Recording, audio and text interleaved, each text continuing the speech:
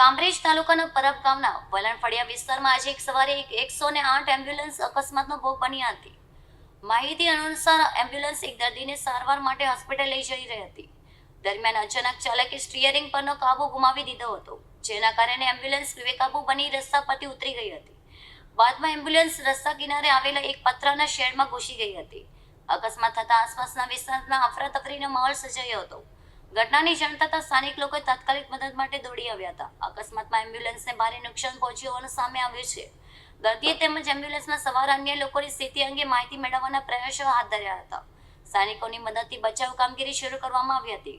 ઘટનાની જાણ સંબંધિત તંત્ર અને પોલીસને કરવામાં આવી હતી. સમગ્ર અકસ્માત અંગે વધુ તપાસ હાથ ધરી અકસ્માતનું ચોક્કસ કારણ જાણવા કાર્યવાહી શરૂ કરવામાં આવી છે.